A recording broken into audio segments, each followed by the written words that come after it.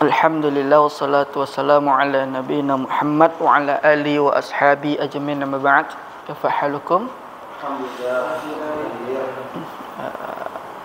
Hari ini kita lanjutkan pelajaran usul fikih kita. Dan sekarang kita masuk kepada babu al-ilmi, bab tentang ilmu. Sekarang coba kita baca satu persatu. Kita mulai dari sebelah kanan dahulu. Pak, silakan Pak. Halaman berapa di sini? Kalau di sini halaman 14 di sini. 13 di sini.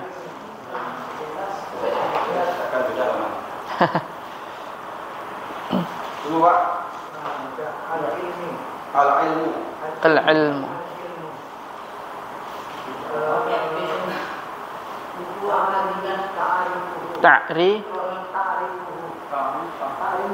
Ta'rifuhu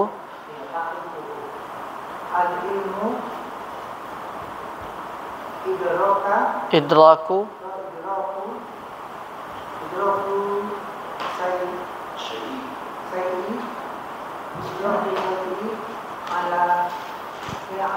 alama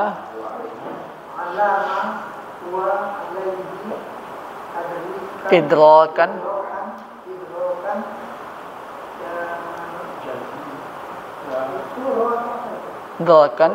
jaziman ka idraki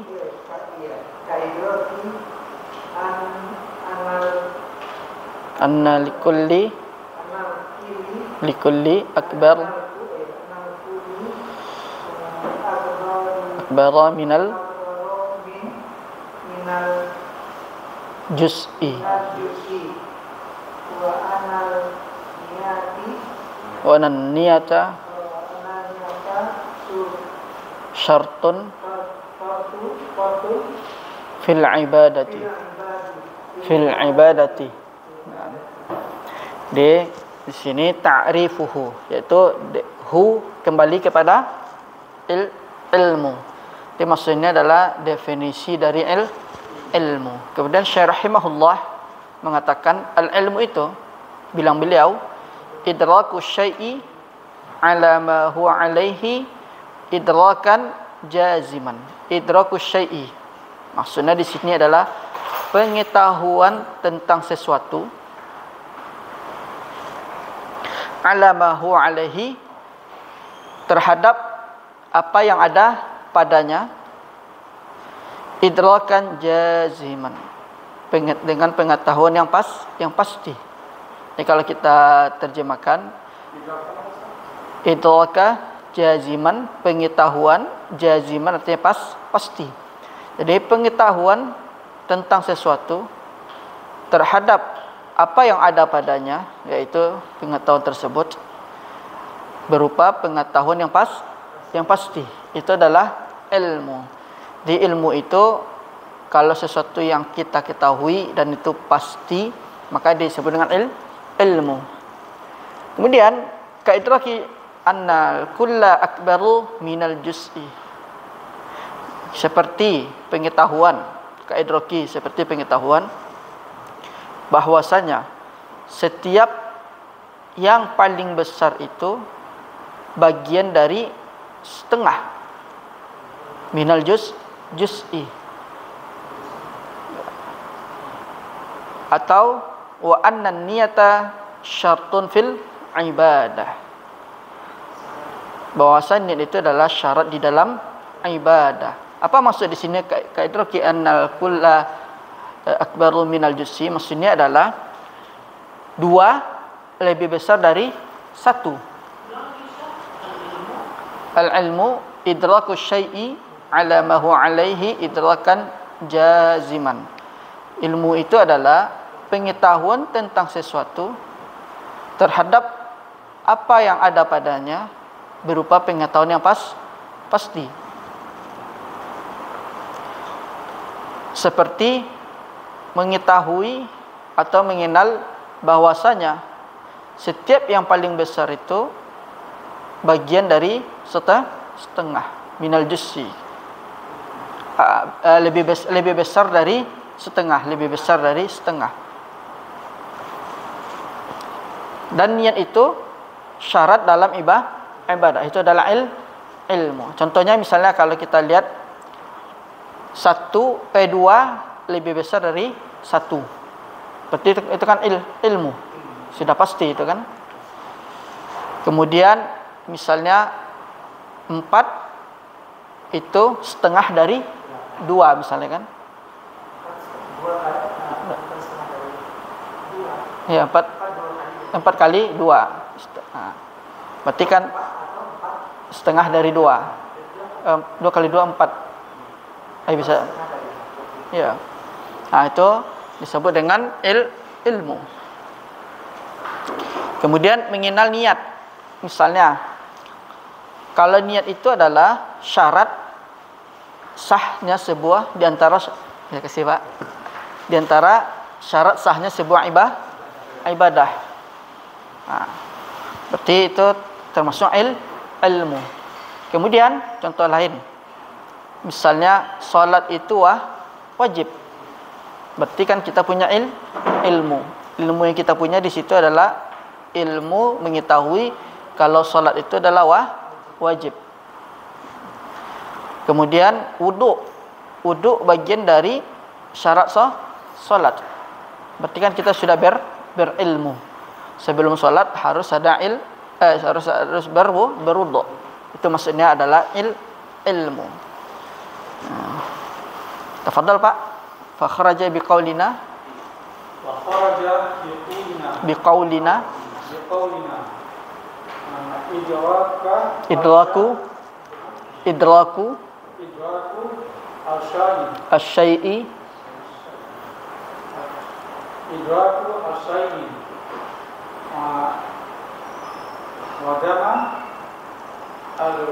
adamul idraki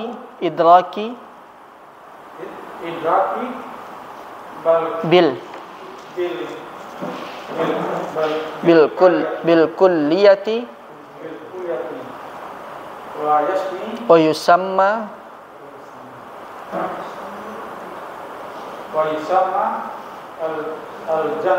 al-jahlu al-basit. Mislu an-yus'ala mata kanat ghuswatu badar fayaqulu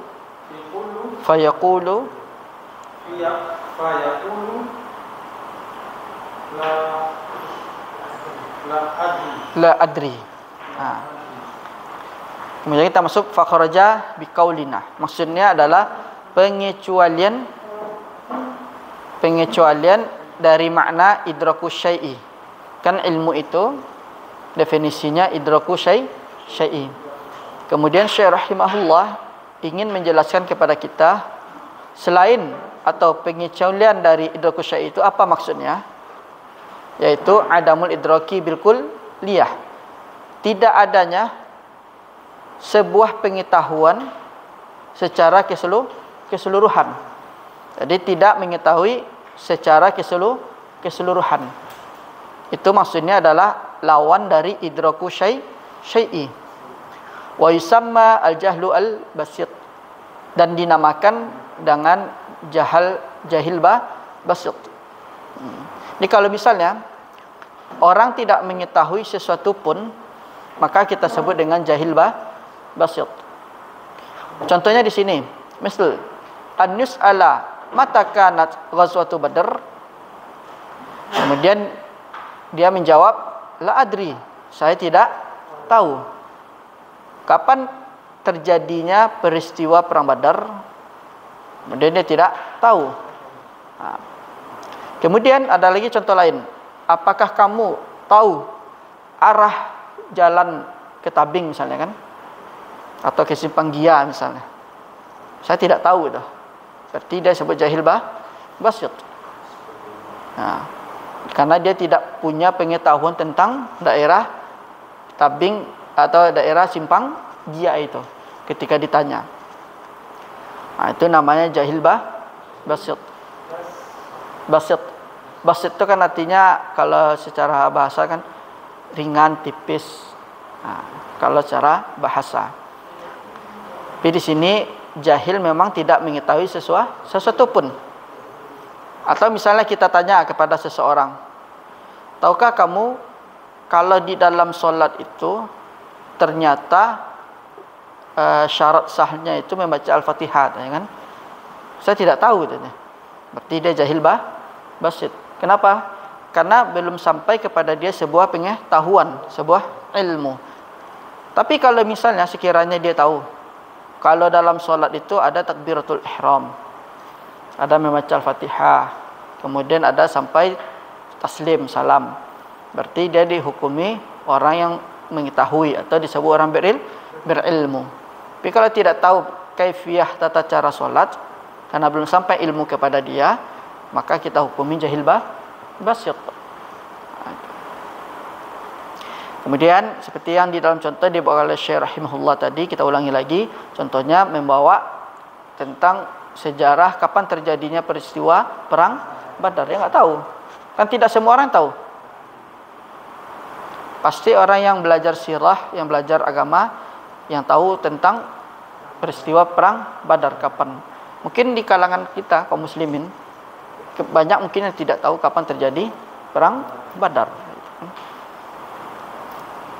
Ada yang jawab misalnya tanggal tahun 3 Hijriah, 4 Hijriah. Berarti itu dia sebut jahil, tidak mengetahui. Tapi kalau dia tahu kapan perang Badar, tahun 2 Hijriah, baru dia, wah ini orang berilmu, tahu. Seperti itu. Silakan Ramadi, selanjutnya Ramadi. Fa kharaja biqaulina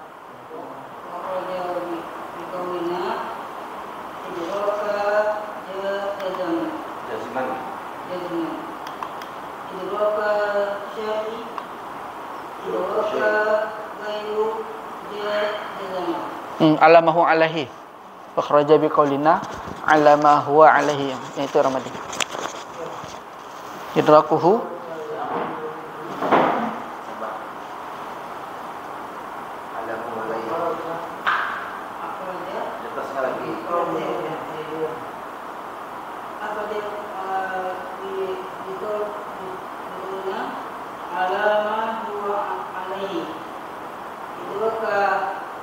idrakuhu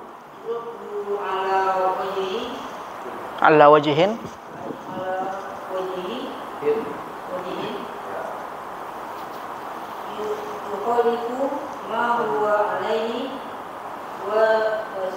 wa yusamma al-jahlu al-murakkab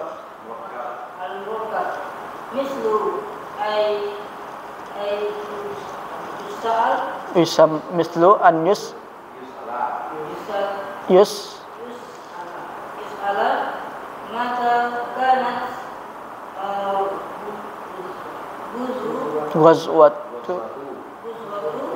Ghaz Badrin.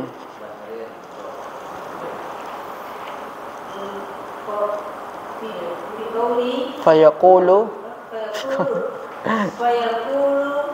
fi sanati salas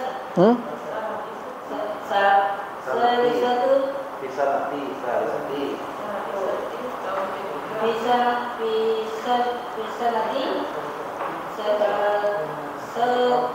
salasati salisati minal hijrah. Sini sebutkan wa kharaja biqaulina alamahu alaihi, di atas apa yang ada padanya. Maksudnya adalah mengetahui sesuatu tapi dia dari sisi menyelisihi apa yang ada padanya. Dia sudah tahu tapi diacak-acak sama dia. dibolak-balik sama dia. Namanya wa yusamma al-jahlu al-murakkab. Jahilnya itu double. Jahilnya double. Seperti ketika dia ditanya kapan terjadinya perang Badar, lalu dia mengatakan pada tahun ketiga dari Hijriah. Kan jahilnya sudah murakkab. Lebih baik dia mengatakan tidak tahu. Jadi aman kan, daripada dia menerka-nerka kemudian salah lagi. Sudah tidak tahu, menerka-nerka, salah lagi apa yang disampaikan, bersikeras lagi dan menganggap itu sudah benar. Itu nama jahil murakkab. Jadi dia menyelisihi sesuatu apa yang ada padanya, pada pengetahuan tersebut. Iya, kalau maksud kita itu. Misalnya kapan bulan Ramadan? Tanggal 9 dari bulan Hijriah. 9 kapan puasa itu? Bulan Ramadan. Katanya kan dah bulan Syawal itu. Sudah tidak tahu, ngeyel lagi. Iya. Itu namanya jahil murakkab. Maksudnya double dia. Di antara jahil basit dan jahil murakkab, lebih ringan jahil basit. Iya. Iya. Seperti tadi, tahu nggak kamu misalnya orang mengerjakan satu ibadah, ditegur. Ini nggak ada dalil dari Nabi Sallallahu Alaihi Wasallam. Oh itu ya, saya nggak tahu tuh. Hah? Iya. Aman kita kan? Saya nggak tahu. Tapi, ini ada ini macam-macam dia kan. Nah, itu jahil murakkab. Kemudian dari dua ini, idrakus syai'i sama alam ma huwa alaihi. Jadi jahil itu terbagi dua. Al-jahlu nau'an. Nah, dari definisi idrakus syai'i alam ma huwa alaihi, yaitu selain dari dua kalimat ini, berarti bisa kita simpulkan bahwasanya al-jahlu nau'an. Pertama, al-jahlu al-basit.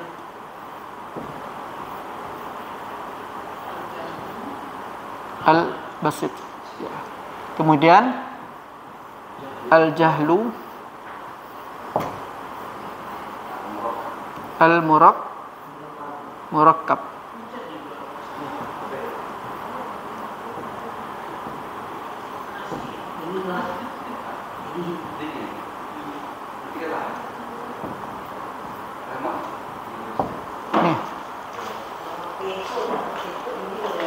Jadi kesimpulan dari dua paragraf ini, yaitu paragraf pertama yaitu idrakus syai'i, lawannya adalah adamu idraku bikulliyah. Kemudian alamahu alaihi, lawannya adalah idrakuhu ala wajihin yukhalifu mahu alaihi. Dari sini bisa kita ambil sebuah kesimpulan bahwasanya kebodohan itu atau jahil itu terdiri dari dua jenis. Ada yang basit, ringan, ada yang murakkab double. Namanya double. Al-basit. Al-basit. Iya.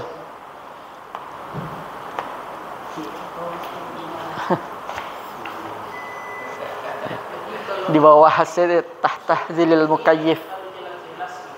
Apa, Bu? Iya. Kalau tidak tahu katakan tidak tahu. Iya.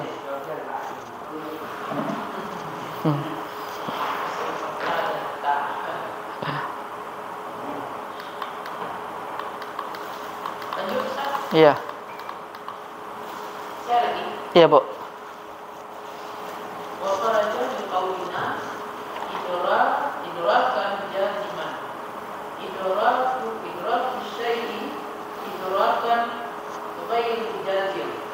غير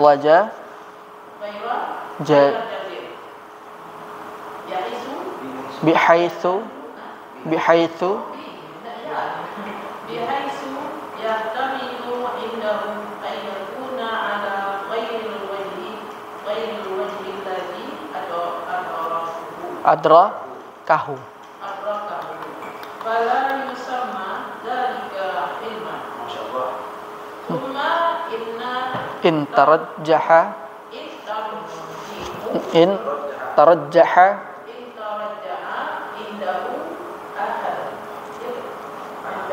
ahadul ihtimalaini dhannun. Naam, wal marjuhu wahmun.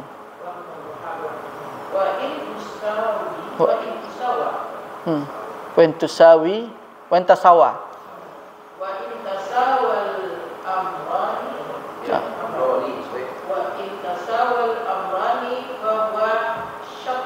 Fahuwa syakkun.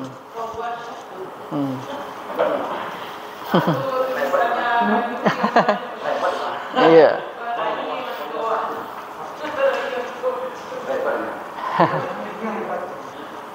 Jadi di sini wa kharaja biqaulina. Kemudian sebelum kita masuk kepada definisi pengecualian diidrakan jaziman, kemudian ada beberapa, misalnya kalau kita ditanya kenapa kita harus belajar bab ilmu di usul fikih misalnya kan. Kalau ada yang bertanya, berarti jawabannya adalah seperti di bab-bab terdahulu, yaitu definisi fikih. Fikih itu kan ma'rifatu al-ahkam asy-syar'iyyah al-amaliyah. Jadi mengetahui hukum-hukum syar'i kan. Bagaimana kita bisa mengetahui hukum-hukum syar'i itu? Ya harus dengan ilmu. Makanya Syekh rahimahullah memasukkan dalam kitab beliau dalam bab ini, yaitu babul ilmi. Ilmu itu adalah pondasi, ilmu itu adalah asas. Jadi kita tidak akan mengetahui semua hukum-hukum itu kecuali dengan ilmu. Mengetahui hukum fikih harus dengan ilmu. Jadi nggak bisa kita tebak-tebak atau terka saja. Semuanya harus dengan ilmu. Makanya pentingnya kita belajar babul ilmi agar kita mengetahui segala sesuatu itu.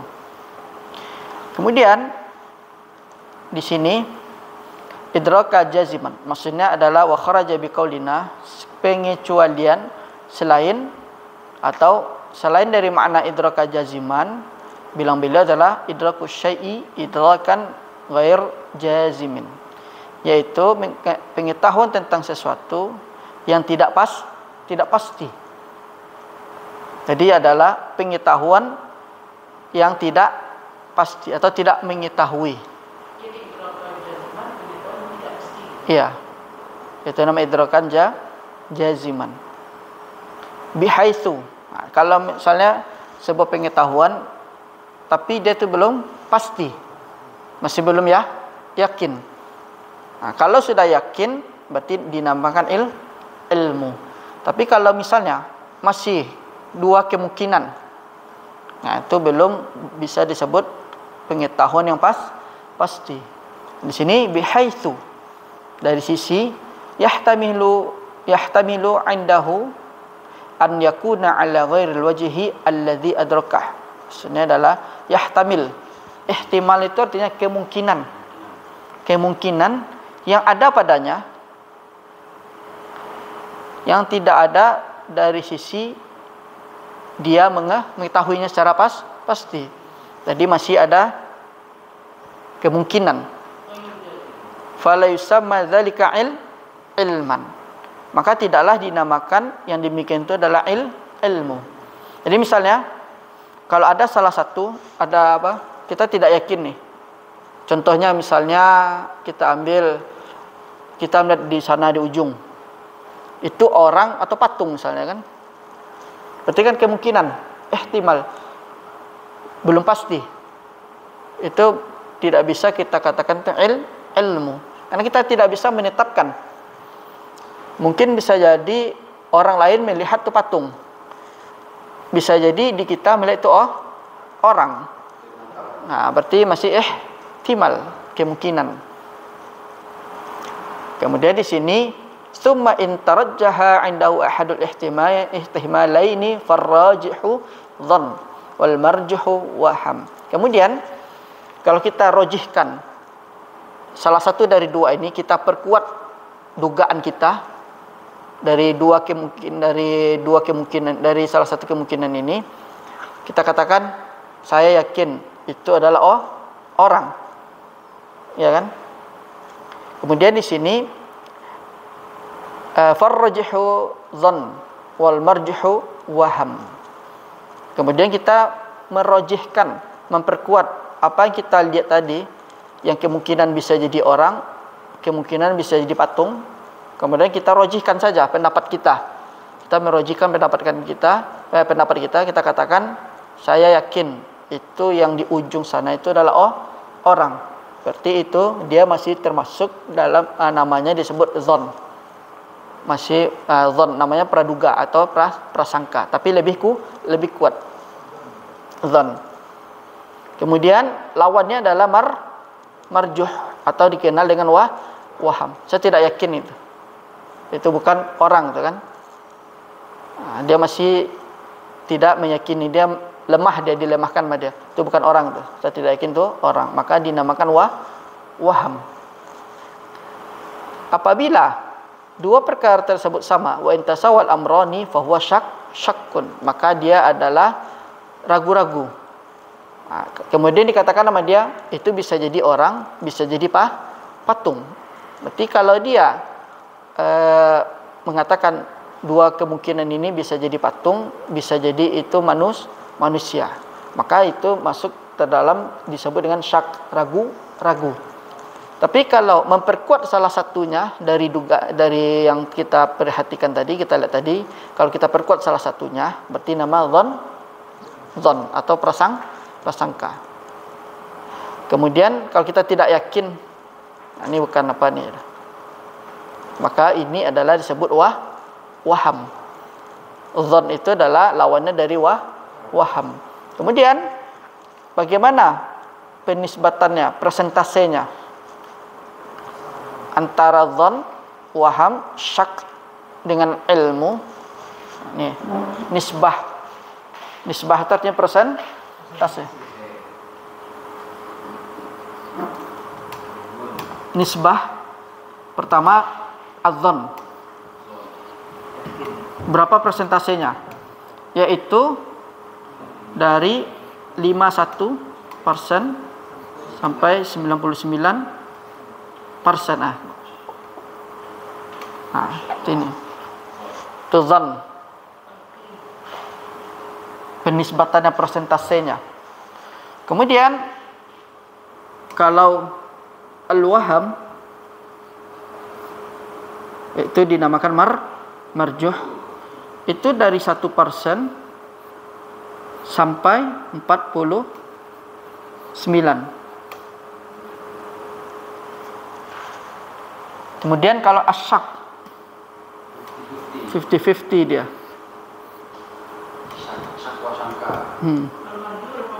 Al-marjuh nih Bu, waham 1% sampai 49%.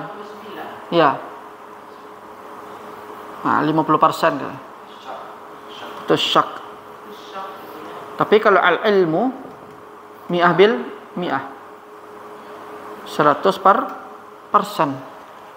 Jadi kalau misalnya kita yakin yang kita lihat tadi itu manusia atau patung, kemudian kita katakan sekitaran di atas 50%, saya katakan itu adalah orang. Berarti dia masuk kategori al-dhann. Tapi katanya nggak mungkin orang itu. Nah, berarti dia mengatakan nggak mungkin orang, mungkin saya dia yakin itu cuman kurang dari 49. Berarti dia al-waham. Ini masih lumayan besarnya. Ya, memang yang harus kebanyakan dalam kehidupan zon, baik dalam dalil zon. Masalah fikih itu masalah zon nih. Ya. Ah? Yattabi'un illa dhann. Yattabi'una illa dhann. Surat Al-An'am ya. Kalau syak itu 50%. Katanya 50%. 50. Iya. Oh, kemungkinan tuh orang, kemungkinan itu sama-sama. Dia mutasawi. Ya. Khamsuna bil mi'ah. Jadi yang bagus itu ilmu. Ya, ilmu udah pasti 100%. Misalnya, kalau misalnya mata kita masih bagus, masih awas mata kita kan, wah saya yakin tuh orang tuh. Bukan patung, meskipun jaraknya 50 meter atau 100 meter. Yakin dengan sakin-yakin itu adalah orang tuh. Tapi katanya, itu kemungkinan saya prediksi 60% atau 52%, 55% itu orang. Berarti dia masuk perkara al-dhann. Iya. Dia lebih memperkuat dugaannya. Tapi kalau dah yakin, nah, makanya al-ilmu itu dia termasuk dalam al-yakin.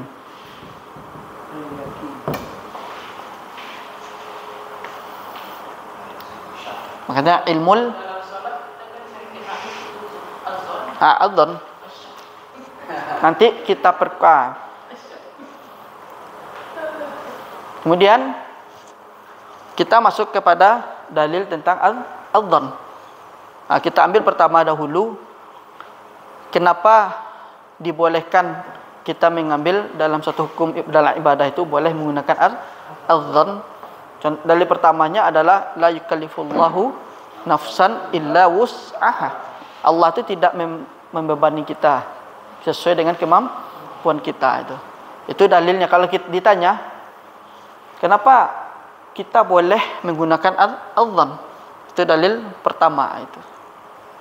Kemudian kalau dalil dari hadis Nabi sallallahu alaihi wasallam, kata Nabi, "Idza syakka ahadukum fi salatihi liyahtari as-sawabah." Hanya diadakan tarjih. Merojihkan salah satu dari pendapat. Itu tarjih. Ya. Kata Nabi sallallahu alaihi wasallam, "Idza syakka ahadukum fi salatihi wal yahtari as-sawab. Tsumma liyubna alaihi." Maksudnya adalah jika salah seorang dari kalian itu dia ragu di dalam salat, maka hendaklah dia mencari yang paling benar dari apa yang diyakininya. Kemudian dia dijadikan acuan di atas tersebut. Misalnya kita sholat, kemudian ada was-was syaitan, 2 atau 3 nih, 3 atau 4. Kemudian Nabi SAW liyahtari as-shawab, hendaklah dia mencari yang paling benar, diyakini oleh dia saya masih berada di rakaat yang ke-3. Berarti kan dia masuk perkara al-dhann. Dia yakin kalau dia ini masih rakaat ke-3. Karena di dalam salat dia ada keraguan-raguan, nanti setelah itu dia harus sujud sahwi. Tapi pertama dia harus mengalahkan apa yang dipikirkan dulu, dan kemudian ditetapkan, saya yakin saya masih di rakaat ke-3. Ketika ada waswas syaitan, kamu sudah 3 nih. Kemudian hati berkata 4 nih. Kemudian kita katakan cari yang kecil 3. Saya yakin ini 3 nih. Berarti kan dia ghalabatu al-dhann. Tuh. Itu dalil kenapa bolehnya kita boleh menggunakan al-dhann. Kemudian satu lagi, kalau dalam permasalahan fikih-fikih ibadah khilafiyah ijtihad itu kebanyakan dia dalilnya dhanni. Makanya kita nggak bisa mengatakan saya yang paling benar, karena dalil itu ihtimal, kemungkinan, ya kan? Misalnya imam ini berdalil dengan Quran dengan ayat yang sama, cuman mengatakan, oh maksudnya bukan ini, oh ini maksudnya ini, berarti kan masih kemungkinan. Dari sanalah nanti keluarlah sebuah hukum. Mazhab ini mengatakan ini, mazhab ini mengatakan ini, meskipun dalilnya satu ayat ini tuh. Nah, kita nggak bisa mengatakan, wah ini paling benar nih, si fulan salah itu, karena banyak roi sawabun yang tadi dulu motor. iya. Apa motor yang tadi dulu sawab. Iya. Kita sedang sholat, tiba-tiba lupa kan. Nah, kalau itu kita harus lari itu. Harus. Jadi sholat kita kan tidak boleh kita putuskan. Kalau itu sebaiknya kita menyelamatkan diri terlebih dahulu. Diputuskan sholat kita. Iya. Yang lebih baiknya diputuskan karena kita menyelamatkan diri sendiri. Kalau misal terjadi gempa, kita sedang sholat. Iya. Tapi kalau misalnya bisa antara itu, Nah, sebaiknya tempat misalnya dapat sudah tempatnya kita masih dalam kondisi sholat, kita mau keluar kita masih dalam kondisi sholat, nah teras itu bersih kita lanjutkan kita sholat itu juga bisa. Nah, misalnya pertama kita putuskan terlebih dahulu kan Allah Subhanahu Wa Taala memberitahu kita untuk menyelamatkan diri terlebih dahulu. Harus ada usaha terlebih dahulu. Kalau misalnya pas lari ditimpa, berarti sudah takdir kita. Yang penting kita sudah ada usaha. Baik dalam keadaan dalam ibadah pun, pada sesuatu yang membahayakan boleh kita putuskan, kita batalkan. Jadi karena dia tetap selama sholat, ibadahnya tetap sholat juga sementara orang dan lain-lain. Iya. Kalau sebenarnya sih, kalau yang lebih kuatnya itu lebih baik kita menyelamatkan diri terlebih dahulu. Karena ada yang berpendapat karena itu dalam satu situasi ibadah. Cuman kan keadaan yang merubah. Kecuali kalau nggak ada apa-apa dia keluar aja. Nah, itu dibatal. Nah, seperti dengan anak kita teriak saja. Misalnya kita sedang sholat, anak kita teriak kan. Kalau itu misalnya Dalam pikiran kita dia membahayakan. nah, kalau memang misalnya membahayakan jamaah, mengganggu, oh kalau di rumah biarin jalan. Kan ada anak itu kan rupanya dia dapat menggorek. Nah, ya kalau itu harus kita apakan. Karena nanti dampaknya bisa, iya, nampaknya nanti bukan di apa aja, ya kan? Ada namanya itu video itu. Imamnya sedang sujud tak mungkin bangkit lagi kan. Nah, terus lama sekali dia tak bangkit. Beberapa makmum sudah gini dia tanya dari dia itu. Juga pada bangkit kan. Sudah meninggal. Boleh diapain dulu? Ada makmum dulu kacau. Ada Iya. makmum yang di belakang maju terus Kalau yang tahu untuk jadi imam. dibiarin dahulu. Kalau dia misalnya kan ada yang bangkit sedikit melihat, kan boleh kita sujud, kok imamnya lama sekali nih. Boleh kita lihat ternyata imamnya sudah jatuh, ya kan? Ah, kemudian yang faham yang di belakang itu dia tetap melanjutkan sampai selesai. Nah, sudah selesai salam baru diurusi si mayit tadi itu. Dia. Sedang menjadi imam Ya. Tapi kebanyakan orang kita itu karena kurang pahamnya batalin semua sama dia. Nggak paham dia. karena udah ini makmumnya ada Iya. kan ada yang enggak jadinya Iya, itu karena itulah ada pahamnya. masyarakat kita itu karena tidak. Kalau dia paham, dia tidak akan gemuruh itu. Dia tetap diam, yang di belakang maju, kemudian dibiarin aja dahulu sampai dia selesai. Dia melanjutkan, misalnya di rakaat kedua dia melanjutkan. Ini jelas kita tidak masuk. Iya. Keluarga yang ada mengikutinya dan jadi Iya. makmum kan sekali-sekali. Itulah cobaannya kan. Dan itu menjadi tuang dia. Nah, seperti itulah. Nah, jadi tadi ada kaidah di kaidah fikih darul mafasidi aula min masalih, ya kan, min jalabi al masalih itu kaidahnya. Jadi mengambil yang mudarat itu lebih daripada mengambil yang bermanfaat, meninggalkan yang mudarat daripada mengambil yang faedah. Seperti kayak tadi gempa tadi kan sholat kan cuma kita harus meninggalkan yang namanya mudarat kita. Mudarat kan di diri kita nanti. Itu kaidah dalam kaidah fikihnya itu. Darul mafasidi aula min jalabil masalih. Nah, ini kaidahnya Bapak Ibu. Iya. Kaidahnya itu nanti enggak kaidah fikih nama. Itu diambil dari al-masyaqqah tajlibu taisir. Ini kaidah Bapak Ibu. Darul mafasidi aula min jalabil al-masalih. Ini mafasidi min jabil masalih min jalbil masalih jalbil al masalih. Dar'unya kan menolak kerusakan lebih utama dari mengambil manfaat. Al mafasidi aula min jalbil masalih.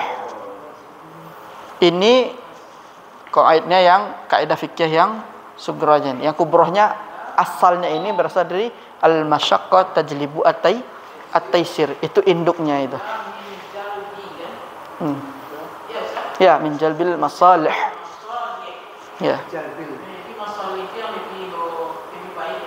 Jadi ini darul menolak kerusakan itu lebih utama dari memperoleh atau mengambil sebuah maslahat.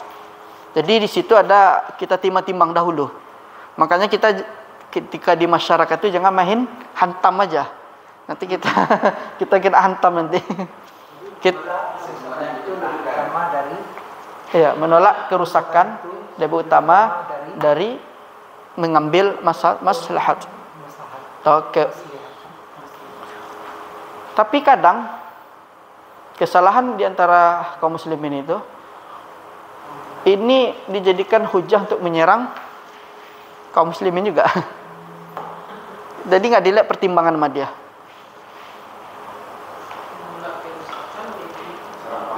Iya.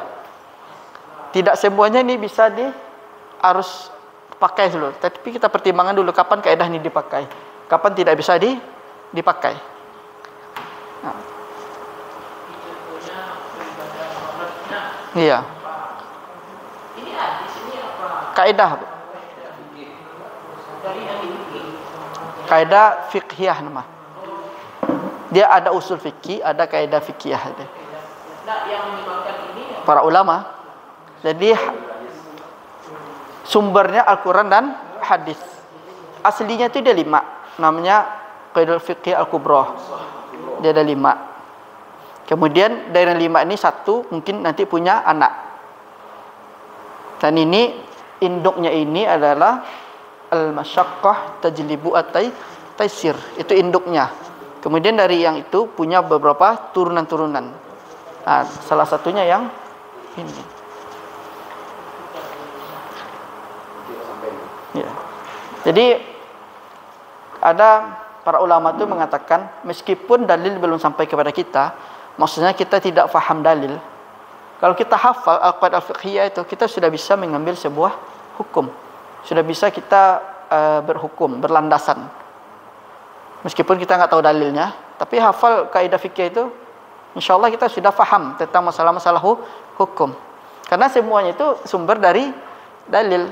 Cuman para ulama mengambil, dikeluarkanlah inti-inti sarinya. Apa maksud dari ayat ini, apa maksud dari hadis ini. Kemudian dikeluarkan, dibentuklah sebuah hukum atau kaidah. Tinggal dihafalin aja, dipraktekkan.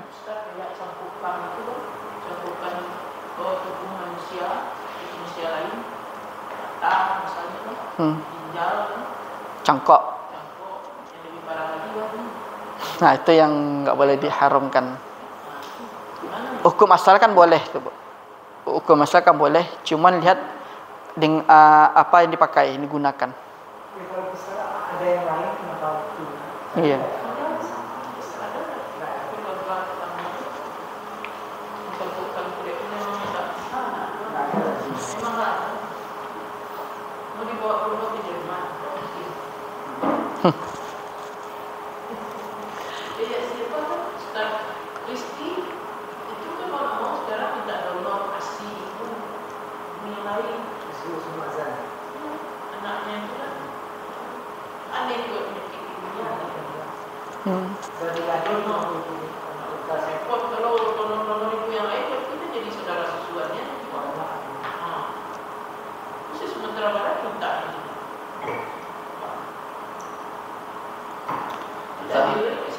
Ya, kita lanjut. Wa bihadza, tafadhal. Ustaz, وبهذا تبين أن تعلق الإدراك بالأشياء كالآتي: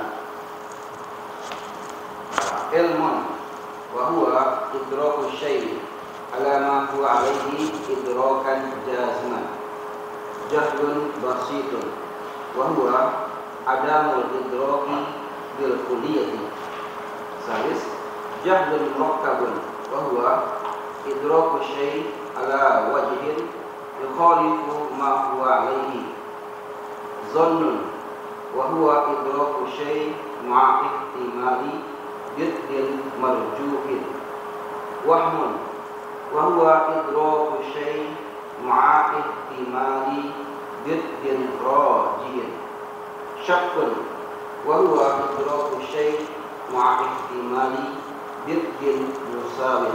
sawi. Naam. Itu lawan. Kemudian di sini wa bihadza, dan dengan ini, maksudnya dengan penjelasan paragraf yang ini, ada yang rajih, ada marjuh, ada syak. Tabayyana, jelaslah bahwasanya pengertian itu berkaitan dengan sesuatu kalati, sebagai berikut. Ini dinamakan maratibul ilmi. Namanya maratibul ilmi, tingkatan ilmu. Kemudian di sini dikatakan ilmun wa huwa idrakus syai'i ala ma huwa alaihi idrakan jaziman. Nah, ini sebagaimana yang sudah di awal disampaikan oleh Syekh rahimahullah. Ilmu itu dia adalah sebuah pengetahuan yang ada padanya, yaitu pengetahuan yang pasti itu. Itu ya sebagaimana tadi sudah disampaikan. Kemudian juga Syekh rahimahullah mengatakan jahil. Jahil itu ada dua seperti ini. Ada al-basit wa huwa adamul idraki bil kulliyah. Dia adalah tidak mengetahui sesuatu secara keseluruhan. Nah, berarti itu sudah kita jelaskan tadi.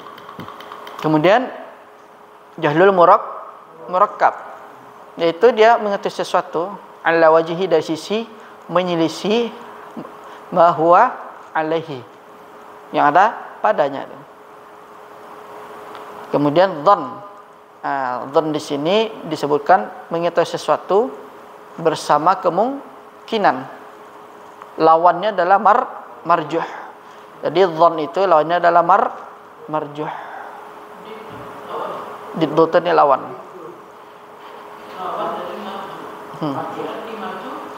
Marjuh diringankan, kalau bahasanya tidak diperkuat. Berarti di sini yang marjuh itu ada al-waham 1% sampai 49% itu. Kemudian ini waham, mengetahui sesuatu bersama kemungkinan. Lawan dari waham itu adalah rajih. Rajih itu adalah memperkuatkan salah satu. Ya. Kemudian ada nama syak. Rajih dengan hak. Rajihun.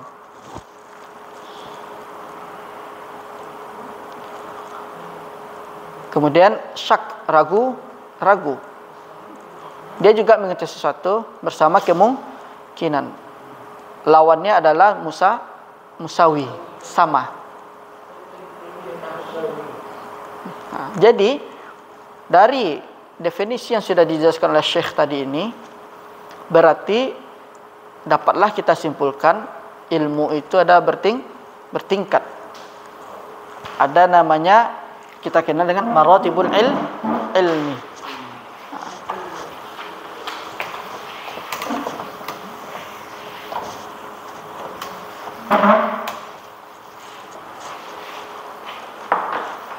Jadi kesimpulannya seperti ini Bapak Ibu, yaitu maratibul ilmi. Yang pertama sudah jelas, ilmu. Kemudian jahlu, lawannya. Dibagi lagi. Ada namanya al-basit. Ada namanya al-murakkab. Kemudian di bawahnya ini ada nama al-dhann. Kemudian ada namanya al-waham. Kemudian ada nama asyak.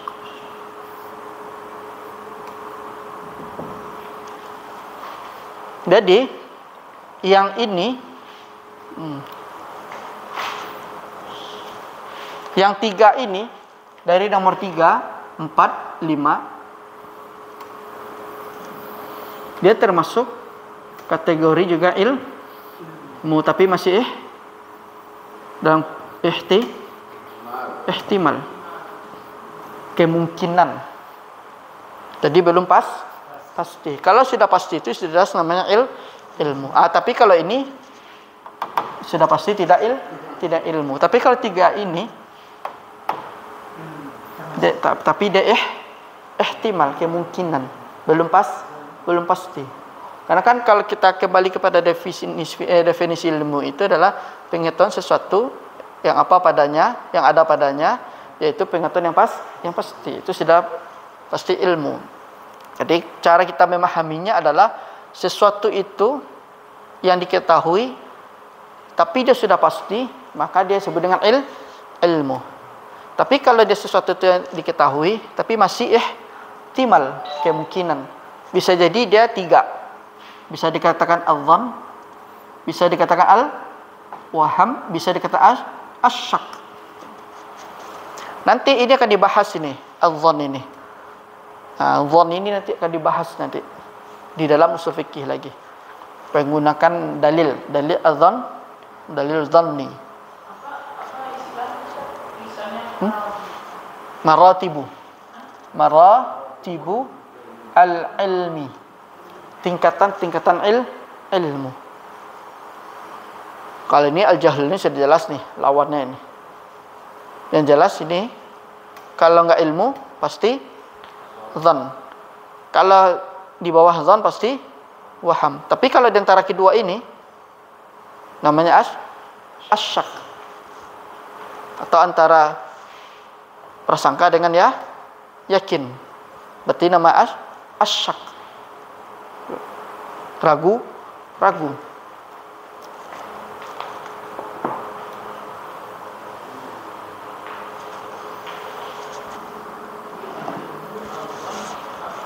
Ya.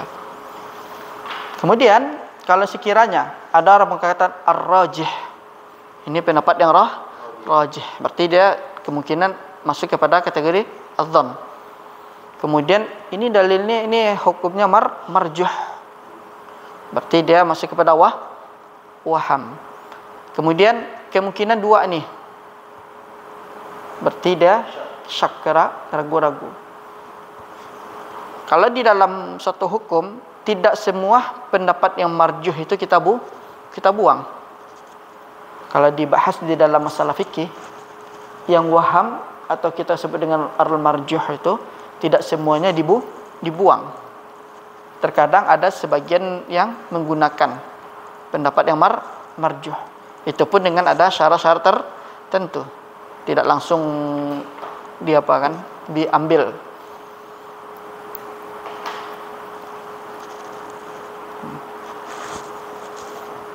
Ramadi. Dodo.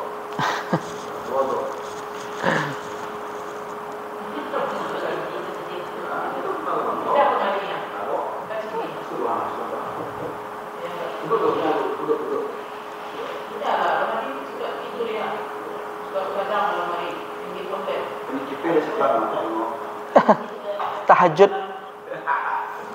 Ramadi tahajud.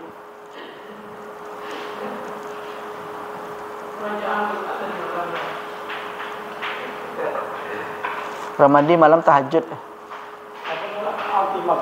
Hah? Ihtimal.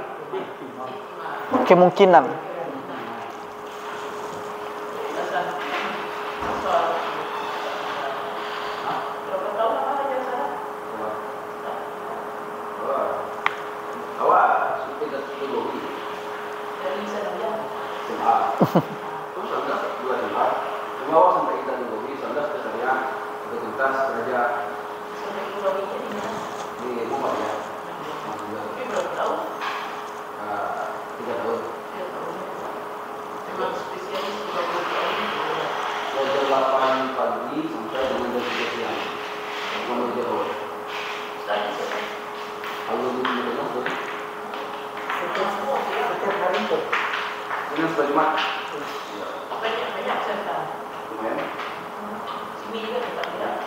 Di kampus waktu masa ibadah sangga sampai sana pertandingan. Iya, aku sama para ulama di Timur Tengah. Iya.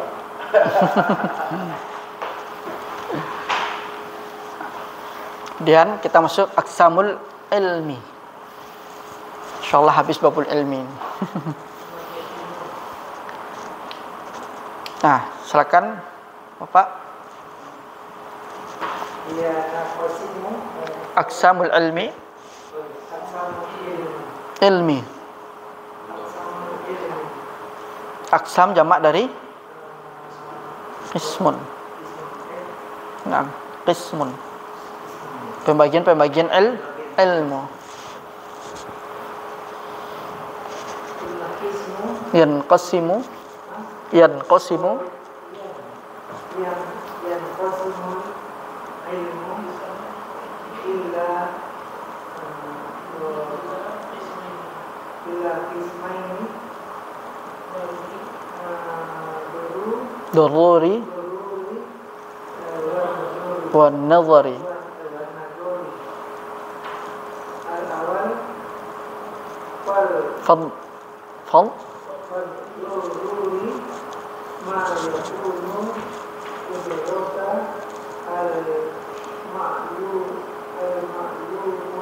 mal ma'lu ma yakun idrakul ma'lumi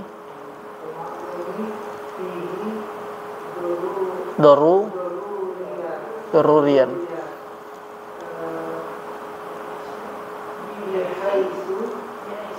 min bihaitsu yatarru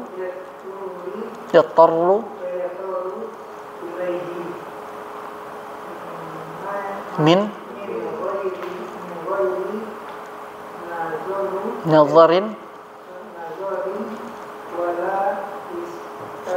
wal istidlalin walil walastidlalin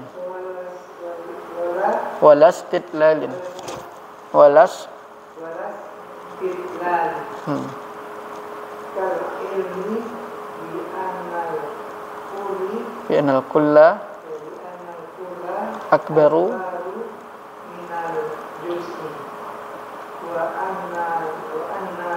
wa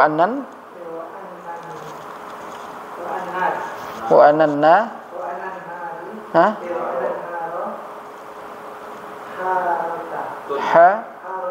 haratun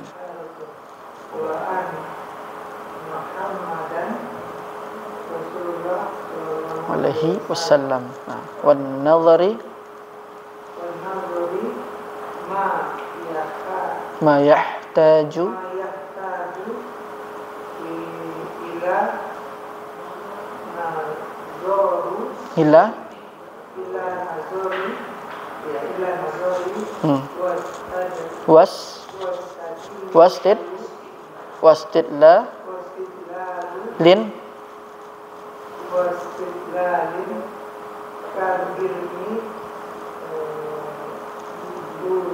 biwujubi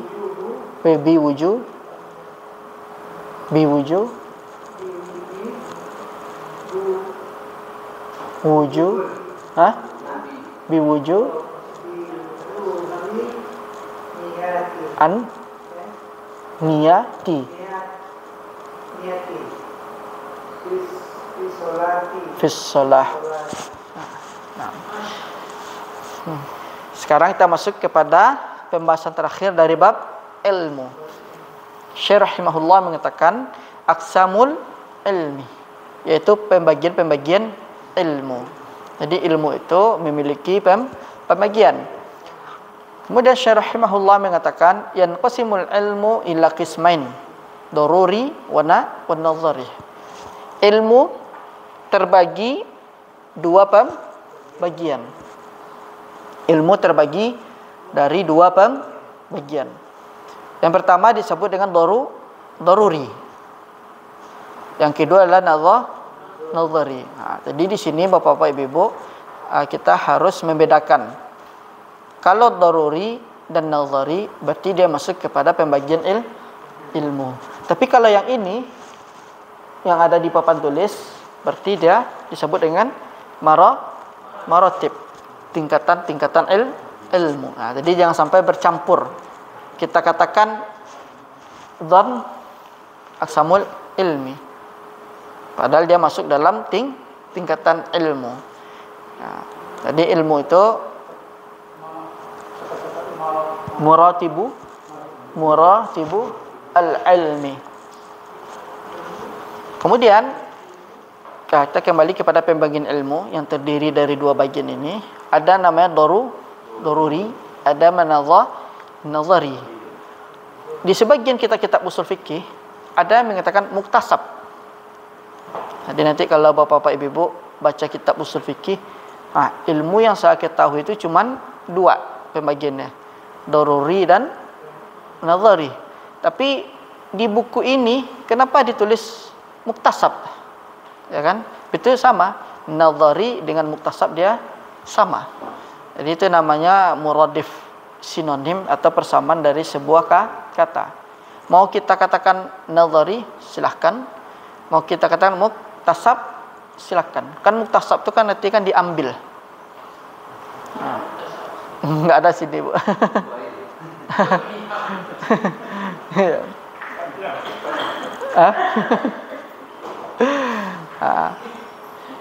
Kemudian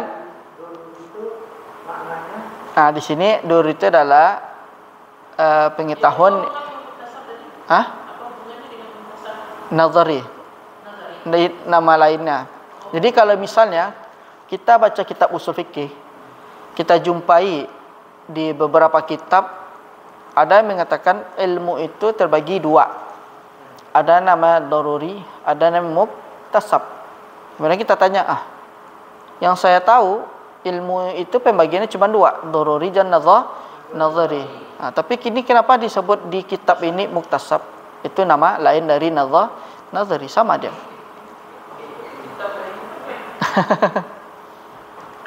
Jadi seperti itu Bapak-bapak Ibu. Jadi jangan sampai bingung kita nanti kan. Nazari nanti di sini enggak, Bu.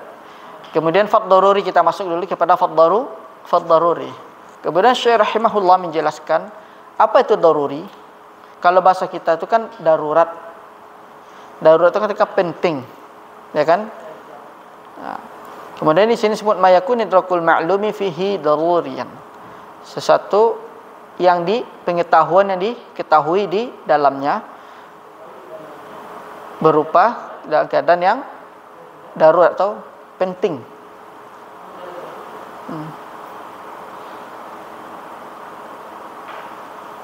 Bihaitsu yatarru ilaihi. Itu penting dari sisi itu pentingnya sesuatu yang penting. Tanpa nazar, mana nazar? Tanpa melihat, melihat wal istidlal, dan tidak butuh yang namanya kepada dalil.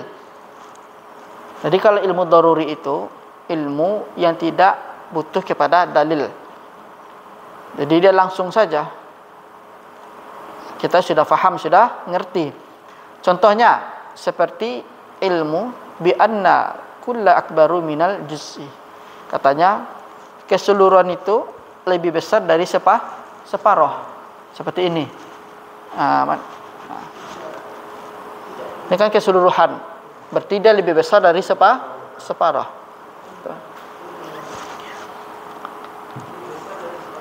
Ya. Atau dua lebih besar dari satu.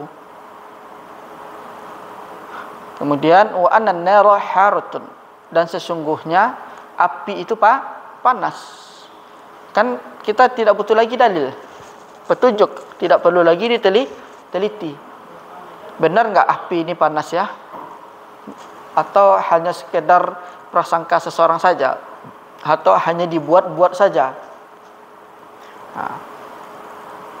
Jadi kita kalau misalnya api itu sudah pasti panas.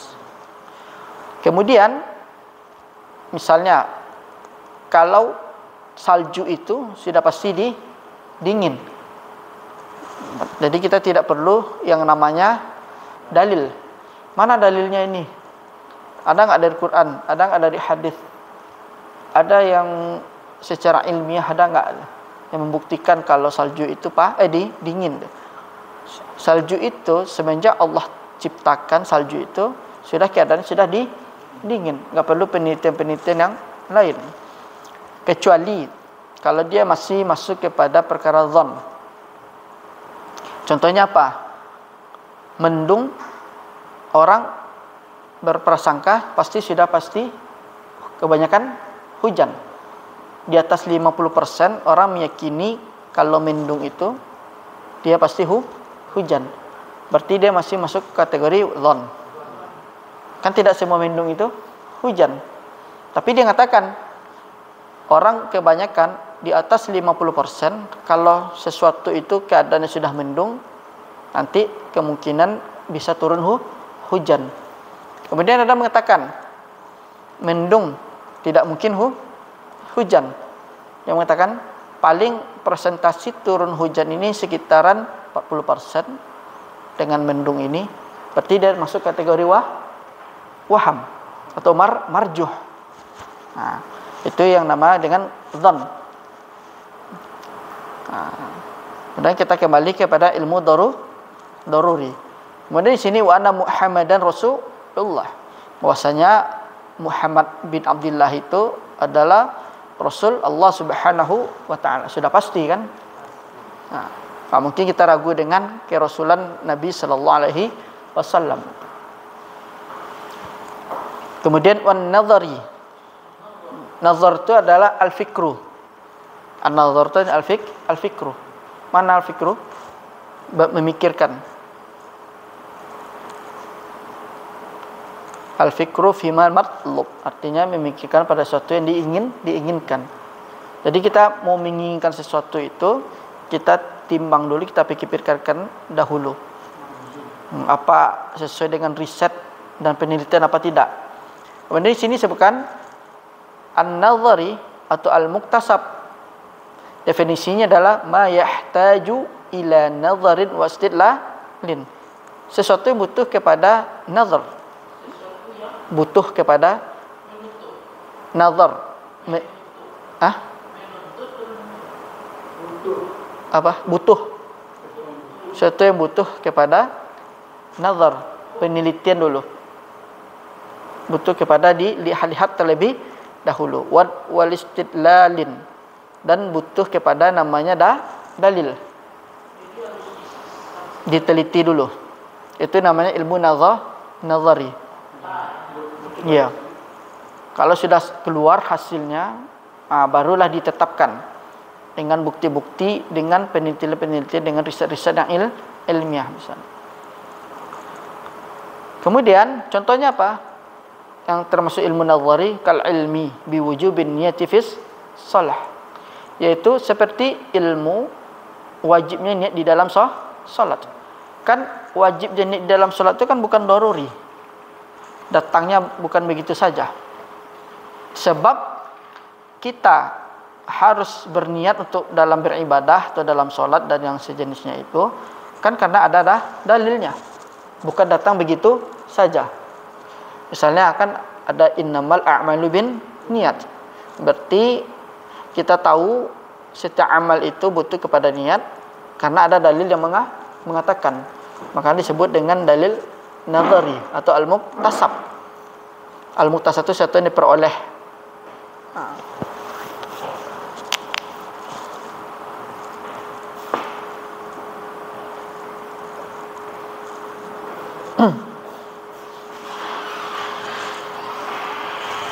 Jadi perbedaannya adalah, kalau bahasa ringkasnya adalah ilmu itu terbagi dua. Ada yang namanya ad-daruri. Daruri itu adalah sesuatu yang tidak butuh kepada penjelasan, tidak butuh kepada dalil. Itu nama daruri.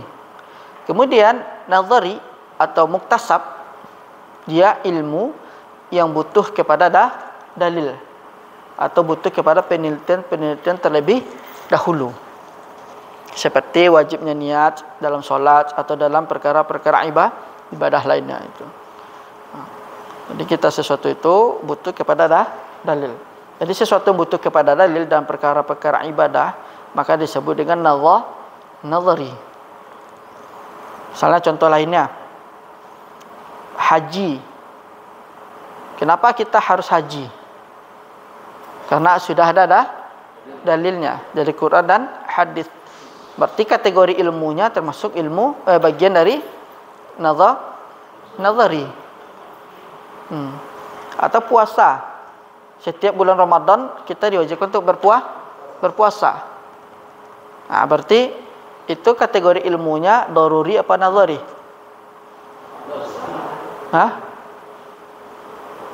Diwajibkan puasa. Nazari. Ya, karena dia butuh dalil. Ya kan? Enggak mungkin kita katakan daruri kan? Bukan dari sisi ilmunya, pembagian ilmu. Iya, enggak mungkin kita katakan daruri. Karena dia butuh kepada dalil. Kita berpuasa di bulan Ramadan kan bukan tiba-tiba aja langsung puasa aja tanpa kita puasa aja lah. Karena ada dalilnya. Yaitu dalam surah Al-Baqarah juga dalam hadis Nabi sallallahu alaihi wasallam. Berarti kategori ilmu yang kita ketahui tadi itu tentang wajibnya puasa itu berarti dia masuk kategori pembagian ilmu yaitu nazari. Kalau misalnya luka sudah pasti berdarah atau sakit, butuh dalil kita enggak dulu teliti dulu. Enggak butuh, berarti namanya ilmu daruri. Jadi langsung saja kita tahu. Soalnya orang yang sakit dia tidak wajib dimandikan. Ilmunya daruri atau nazari? Nazari. Karena hadis Nabi sallallahu alaihi wasallam, iya. Iya, hadis dari Nabi sallallahu alaihi wasallam. Jadi kaidahnya intinya adalah ilmu itu terbagi dua. Ada daruri, ada nazari. Kalau sesuatu yang tidak butuh kepada dalil, berarti dia daruri. Kalau dia butuh kepada dalil, berarti dia nazari itu. Jadi semua ibadah kita itu adalah daruri apa nazari? Nazari. Kalau daruri, senak kita aja beribadah. Boleh kita nanti menghadap ke Amerika, boleh menghadap ke Roma. Ya. Makanya diatur oleh syariat melalui dalil. Jadi kita masuk dalam kerangka ruang lingkup di jalur yang sudah ditetapkan oleh Allah Subhanahu wa taala. Jadi kalau kita perhatikan itu kalau yang daruri ini lebih kepada materi sifatnya. Apa, Pak? Yang Daruri. lebih materi sifatnya. Enggak juga, Pak. Enggak. Kalau apa kan dalilnya ada. Ya, kalau nazari ini sesuatu yang butuh kepada dalil. Nah, Yang ibadah yang ke nazari. Iya, enggak bisa kita beribadah. baru ke Iya. Pada misalnya ya Pak, termasuk muamalah nazari. Contoh bai', buyu', nikah, waris, kemudian hukum keluarga, kan butuh kepada dalil. Misalnya contohnya kalau ke dalam waris dalam apa? Muamalah jual beli. Hah? Nazari itu semua masuk kepada nazari. Enggak ada kalian daruri itu dia alami aja dia. Tidak butuh kepada dalil. Contoh seperti panas, dingin. Nah, termasuk daruri. Enggak perlu penelitian lagi. Sudah jelas, sudah pasti dicubit pasti sakit. Muamalah nazari. Iya. Nah, kita misalnya bermuamalah dengan orang kafir. Kenapa kita diperbolehkan bermuamalah dengan orang kafir? Karena ada dalil yang memperbolehkan. Berarti ilmu itu termasuk kategori pembagian dari nazari. Jadi nggak datang seperti itu aja. Wah, kita berteman aja.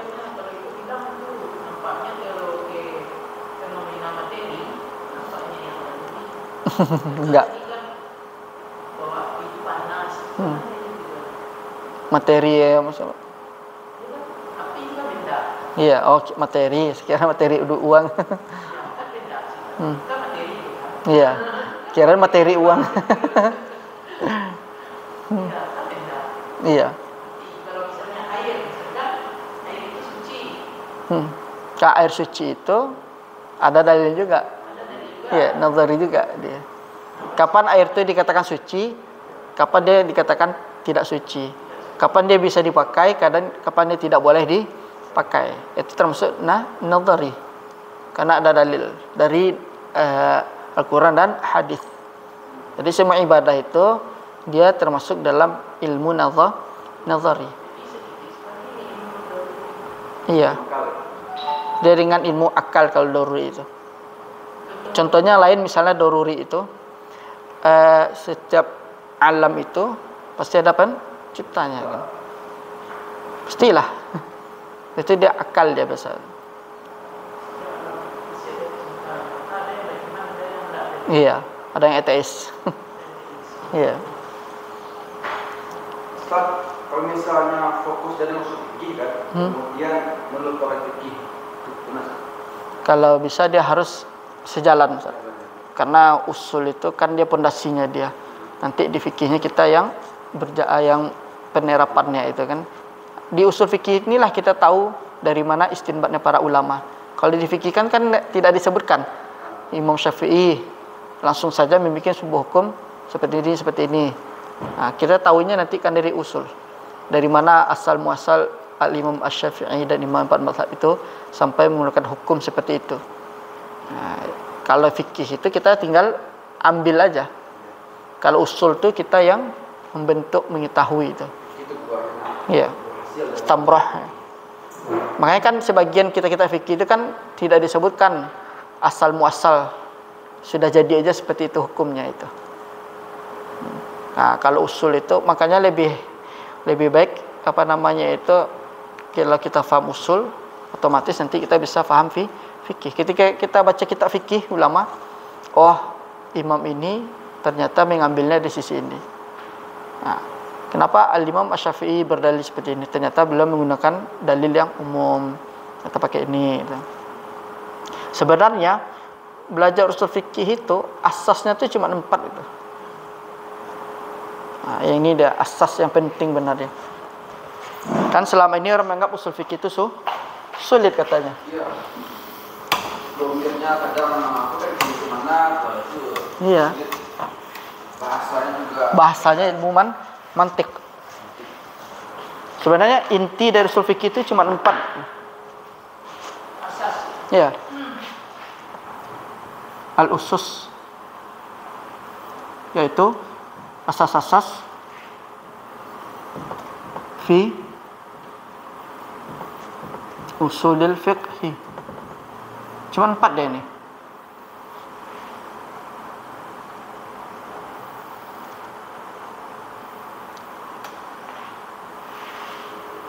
Yang pertama kita mengenal nama al-ahkam.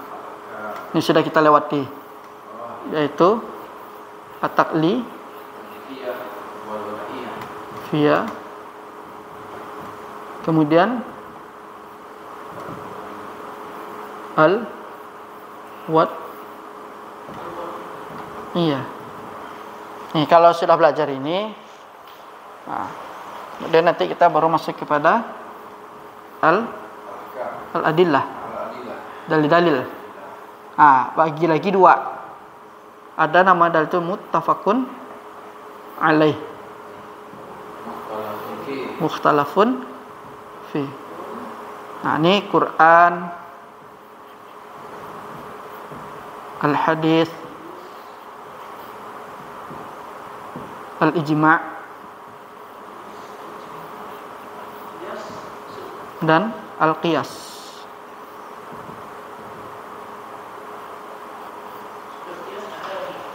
Kemudian ada mukhtalafun fi.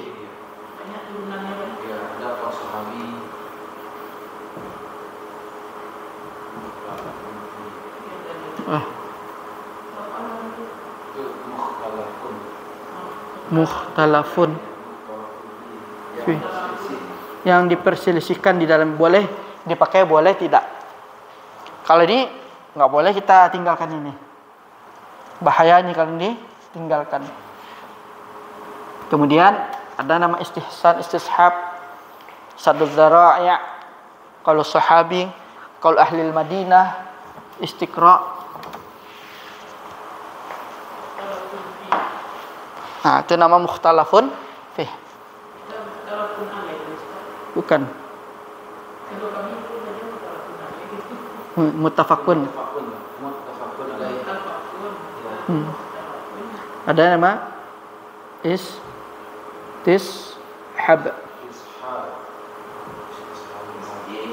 Istishab. Istishab ini adalah dia kembali kepada asalnya. Jadikan apa adanya, kata bahasa kita itu. Enggak ada dalilnya, ya udah jadikan sebagaimana sudah ada yang terdahulu, Quran dan hadis. Nama istishab. Kemudian ada nama istihsan.